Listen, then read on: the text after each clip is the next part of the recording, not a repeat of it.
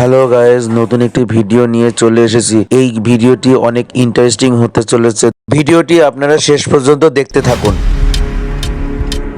আজকে আমি যাত্রা করছি কলকাতা থেকে শিলিগুড়ির পথে। এই দীর্ঘ দূরত্বের রাস্তা আজ আমি জেনারেল কামরাতে করে যাব। এখন আমি দাঁড়িয়ে আছি দুর্গানগর স্টেশনে। এখান থেকে শিয়ালদা যাব, তারপরে শিলিগুড়ি যাওয়ার ট্রেন ধরবো। হাতে কম সময় থাকার কারণে দুর্গানগর থেকে পুরো টিকিটটাই কেটে নিলাম। আজকে আমি যাত্রা করছি 13-14-1 Sealdah to New Alipur Teesta Torsa express. General কামরাতে যাওয়ার কারণে আমি ট্রেন ছাড়ার 2 ঘন্টা আগে শিয়ালদা স্টেশনে পৌঁছেছিলাম। তারপরে নির্ধারিত প্ল্যাটফর্মে গিয়ে লাইন ধরলাম। জেনারেল কামরাতে ওঠার পরও কপাল ভালো থাকার কারণে উইন্ডো সিট পেয়ে গেলাম। সেদিন ট্রেনটি 1:55 শিয়ালদা স্টেশনের 12 নম্বর প্ল্যাটফর্মে ঢুকিয়েছিল। একদম সঠিক সময়ে আমাদের ট্রেনটি চাকা গড়াতে শুরু করে দিল। এরই মধ্য দিয়ে একটি নতুন সফর এবং নতুন অভিজ্ঞতার উদ্দেশ্যে আমাদের যাত্রা শুরু হলো। ট্রেন ছাড়ার আধ ঘন্টা পূর্বে আমাদের কামরা অলমোস্ট ফুল হয়ে গেল। এখন ট্রেনটি শিয়ালদা থেকে বেরিয়ে বিধাননগরের দিকে যাচ্ছে।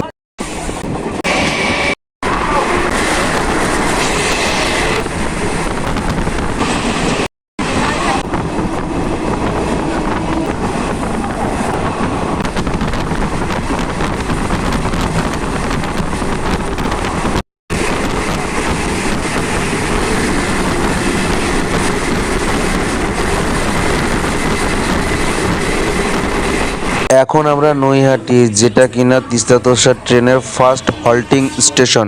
নৈহাটিতে ট্রেনটি 6 নম্বর প্ল্যাটফর্মে দাঁড়িয়েছিল। এরপর ট্রেনটি বাঁ দিকে ব্যান্ডেলের দিকে চলতে শুরু করলো।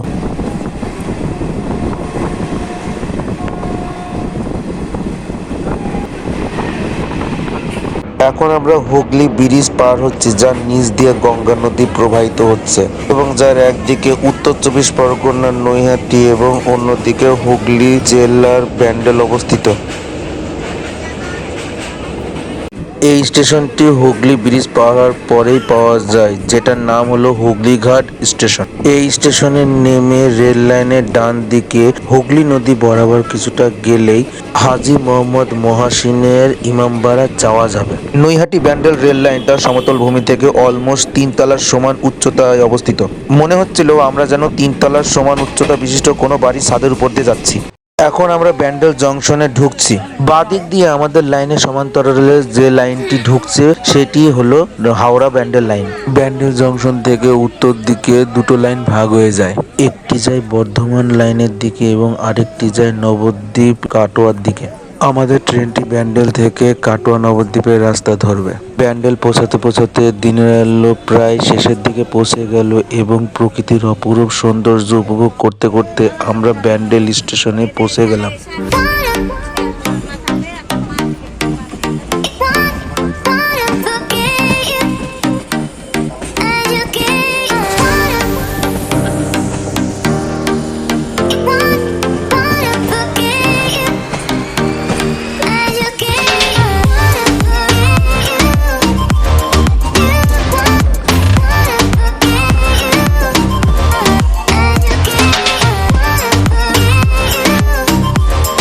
ব্যান্ডেল স্টেশনে যে প্ল্যাটফর্মে আমাদের ট্রেনটি দাঁড়িয়েছিল, প্ল্যাটফর্মটা ছিল ডান দিকে। ব্যান্ডেলে আসার পরে আমাদের ট্রেনটি একদম ভরে গেল। এতক্ষণ আমাদের কামরাটি স্লিপার কোচ বলে মনে হচ্ছিল।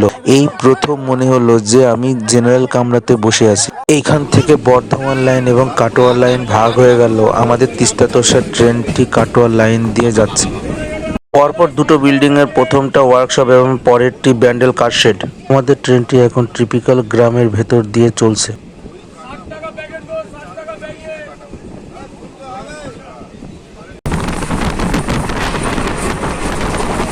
স্টেশনটি প্রসিদ্ধ হওয়া সত্ত্বেও এই স্টেশনে অনেক এক্সপ্রেস ট্রেনেরই হল্ট নেই। ট্রেনের র্যাকগুলো এখানে না ফেলে রেখে ইউজ করলে সর্বসাধারণের অনেক ভালো হতো। আমাদের ট্রেনটি গ্রাম, মাঠ এবং পুকুরের চারপাশ দিয়ে যাওয়ার কারণে চারপাশের প্রাকৃতিক সৌন্দর্য অত্যন্ত মনোমুগ্ধকর লাগছিল।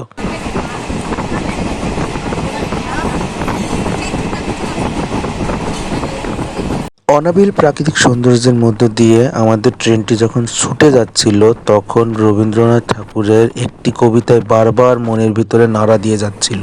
কবিতাটি হলো, দেখিতে গিয়েছি পর্বতমালা, দেখিতে গিয়েছি সিন্ধু, দেখা হয় নাই চক্ষু মেলিয়া, ঘর হতে দুপা ফেলিয়া, একটি ধানের শীষের উপর একটি শিশির বিন্দু। সত্যি কথা বলতে কবি যথার্থই বলেছেন। আমরা টাকা পয়সা খরচ করে দেশ বিদেশ বিভিন্ন জায়গায় পাহাড়ে সমুদ্রে যাই প্রকৃতির রূপ রস গন্ধ প্রকৃতির অপূর্ব সৌন্দর্য উপভোগ করতে, কিন্তু আমরা বাড়ির পাশে গ্রামের কথা, গ্রামের সৌন্দর্যের কথা, গ্রামের অনাবিল আলো হাওয়ার কথা ভুলে যাই। প্রাকৃতিক সৌন্দর্য উপভোগ করতে করতে আমরা আমাদের চতুর্থ হল্টিং স্টেশন অম্বিকা কালনা পৌঁছে গেলাম। এখানে আমাদের প্ল্যাটফর্মটি ডান সাইডে পড়েছিল এবং এই স্টেশনে অনেক মানুষই নামলো এবং এই স্টেশন থেকে অনেক মানুষই আমাদের ট্রেনে উঠলো। এখন আমরা পৌঁছে গেলাম এই রুটের সব থেকে প্রসিদ্ধ স্থান নবদ্বীপ ধাম স্টেশন। এই স্টেশনে লোকাল কিংবা এক্সপ্রেস যে কোনো ট্রেন থেকে নামতে গেলে আমাদেরকে ডান সাইডে নামতে হবে। আমাদের কামরার যেটুকু জায়গা অবশিষ্ট ছিল সেইটুকু জায়গা এখানে আসার পরে পুরো ভরে গেল। প্রতিদিনই নবদ্বীপ থেকে প্রচুর মানুষ ট্রেনে ওঠে উত্তরবঙ্গের জন্য এবং প্রচুর মানুষ উত্তরবঙ্গ থেকে এসে এই স্টেশনের নামে। গঙ্গা নদীর উভয় পারে প্রচুর ধর্মীয় স্থান ছাড়াও এখান থেকে মায়াপুর এবং কৃষ্ণনগরের দূরত্ব খুবই কম, কারণে ওই সমস্ত জায়গায় যাওয়ার জন্য নবদ্বীপ স্টেশন থেকে প্রচুর মানুষ ট্রেনে ওঠে এবং প্রচুর মানুষ এই ট্রেন থেকে নেমে ওইসব স্থানে যায়। এই সমস্ত কারণে নবদ্বীপ স্টেশনের ভিড় অন্যান্য স্টেশনের থেকে একটু বেশিই থাকে। নবদ্বীপ স্টেশন হলো আমাদের ট্রেনের পঞ্চমতম হল্টিং স্টেশন। চারিদিকে অন্ধকার হয়ে যাওয়ার কারণে আমাদের ষষ্ঠতম হল্টিং স্টেশন কাটোয়া এবং সপ্তমতম হল্টিং স্টেশন সালারের কোনো ভিডিও নিতে পারেনি। আমাদের ট্রেনটি যখন সালার অতিক্রম করে বাজার শাহর দিকে যাচ্ছিল তখন আমাদের ট্রেনের যে গতি ছিল সেটি হোয়ার ইজ মাই ট্রেন অ্যাপের মাধ্যমে ক্যাপচার করার চেষ্টা করছি। জানি না বড় বড় ব্লগাররা যে স্পিডোমিটার ইউজ করে সেই স্পিডোমিটারের স্পিড রিডিং এবং হোয়ার ইজ মাই ট্রেনের এই স্পিডের মান একই হবে কিনা, তারপরেও এই ট্রেনের যে গতিটা রয়েছে সেটা আনুমানিক একটা গতি আমরা ধরতে পারছি। সালারের পর থেকে রোড একদম ক্লিয়ার থাকার কারণে ট্রেনটি 107 থেকে 110 কিলোমিটার পার আওয়ার স্পিড ধরে নিয়েছিল।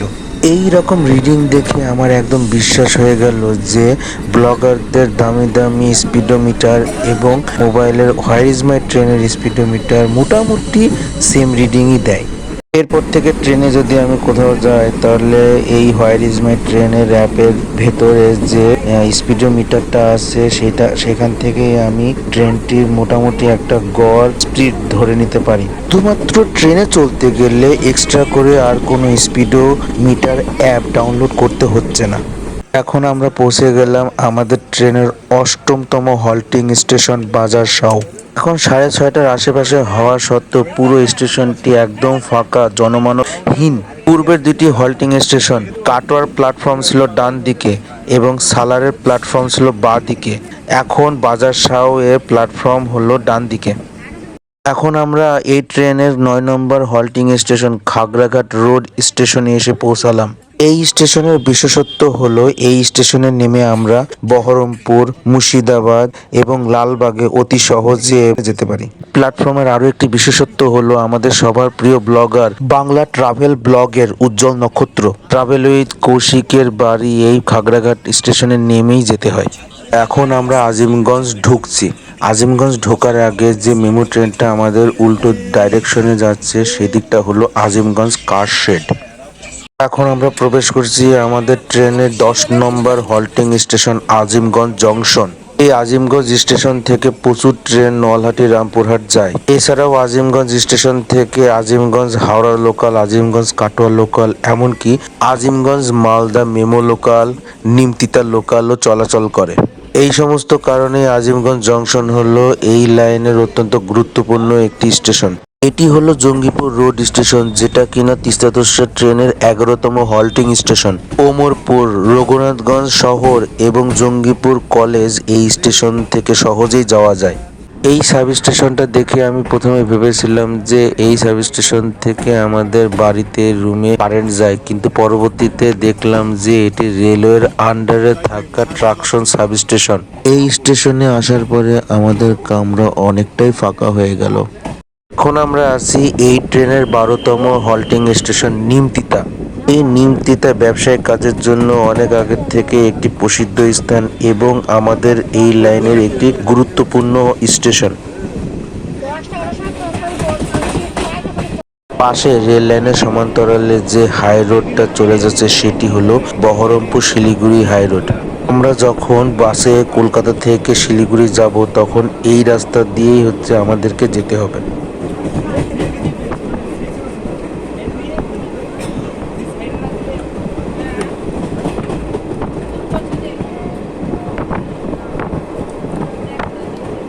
এখন আমরা আছি এই ট্রেনের 13 নম্বর হল্টিং স্টেশন ধুলিয়ান গঙ্গা। ফারাক্কা জংশনের আগে এই স্টেশনই হলো এই লাইনের সর্বশেষ স্টেশন। এর ঠিক পরের স্টেশনই হলো ফারাক্কা জংশন স্টেশন। এখন আমরা ফারাক্কা জংশন স্টেশন পার করলাম এবং আমাদের ট্রেনটি ফারাক্কা বাঁধের দিকে এগিয়ে যাচ্ছে। এখন আমরা আছি এই ট্রেনের 15তম হল্টিং স্টেশন মালদা টাউন। এই স্টেশনটি উত্তরবঙ্গের সাথে দক্ষিণবঙ্গের যোগাযোগের একটি গুরুত্বপূর্ণ স্থান। এখন আমরা আছি এই ট্রেনের 16তম হল্টিং স্টেশন সামসি। উত্তরবঙ্গগামী ম্যাক্সিমাম এক্সপ্রেস ট্রেন এই স্টেশনে দাঁড়ানো সত্ত্বেও এই স্টেশনটি ট্রেনের থেকে অনেকটাই ছোট এবং এই স্টেশনটি এতটাই ছোট যে আমাদের ট্রেনের পেছনের দিকে যে দুটি জেনারেল কামরা রয়েছে সেই দুটি কামরা এই স্টেশনের থেকে বাইরে অবস্থান করছিল। এখন আমরা আছি এই ট্রেনের 19তম হল্টিং স্টেশন কুমেদপুর জংশন। প্ল্যাটফর্মটি রাতের বেলায় অত্যন্ত সুন্দর লাগছিল, কিন্তু প্ল্যাটফর্মে একটা লোককেও দেখা গেল না, এমনকি কোনো রেলওয়ে কর্মকর্তাকেও আমরা এই প্ল্যাটফর্মে দেখতে পেলাম না। ওভারব্রিজে ওঠার রাস্তাটা আমার কাছে অনেক ভালো লেগেছে, তার কারণ হলো যে কোনো প্রতিবন্ধী লোক, যে কোনো বয়স্ক লোক কিংবা যাদের হাঁটুতে ব্যথা আছে সেই সকল লোকও খুব সহজেই ওভারব্রিজের উপর উঠতে পারবে। এই স্টেশনের আরেকটি বিশেষত্ব হলো এই স্টেশনটি পার করে একটু গেলেই আমরা বিহারের ভিতর প্রবেশ করব এবং এই স্টেশনের পরে ও ডালকোড়ার আগে যতগুলো প্ল্যাটফর্ম পড়বে সবই বিহারের ভেতরেই অবস্থিত। এখন আমরা আছি 20তম হল্টিং স্টেশন আজমগড়। আজমগড় স্টেশনটি দেখলাম এখন রেনোভেটের কাজ চলছে। এখন আমরা আছি এই ট্রেনের 21তম হল্টিং স্টেশন বারসই জংশন। এই স্টেশনের বিশেষত্ব হলো এই স্টেশন থেকে আমরা বাংলাদেশ, আসাম, বিহার এই তিনটি দিকেই যাতায়াত করতে পারি। এই স্টেশন থেকে ডান দিকে চলে গেল রায়গঞ্জ স্টেশন, বাঁ দিকে চলে গেল কাঠিয়ার এবং উত্তরের দিকে চলে গেল জলপাইগুড়ি হয়ে আসাম যাওয়ার রাস্তা। এখন আমরা আছি এই ট্রেনের 22তম হল্টিং স্টেশন ডালখোলা। এই স্টেশন থেকে পূর্ণিয়া অতি নিকটে হওয়ার কারণে এই স্টেশনে নেমে অতি সহজে পূর্ণিয়া যাওয়া যায়। মালদার পরের থেকে যতগুলো স্টেশন আমরা পার করলাম সব স্টেশনগুলো এরকম ফাঁকা ফাঁকা লাগলো। স্টেশনের উপরে না আছে কোনো দোকানপত্র, না আছে কোনো লোকজন। স্টেশনগুলো ছিল একদম শুনশান এবং জনমানবহীন। দেখে মনে হচ্ছিল যে এই সমস্ত স্টেশনগুলোই হলো ভুতুড়ে স্টেশন, যেন মনে হচ্ছিল যে বেগুনকদর 2.0 ভার্সন। এই স্টেশনটি হলো 23তম স্টেশন কানকি।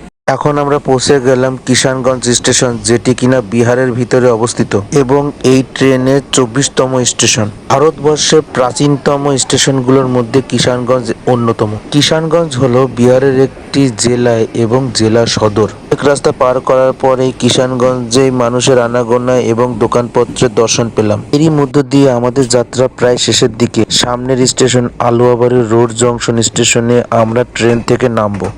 তখন অলমোস্ট 2টো বাজে। আমরা আলুয়াবাড়ি রোড জংশনে নামলাম। এই স্টেশনটি ছিল আমাদের গন্তব্যস্থল। এরই মাধ্যমে আজকের ব্লগটা শেষ করলাম।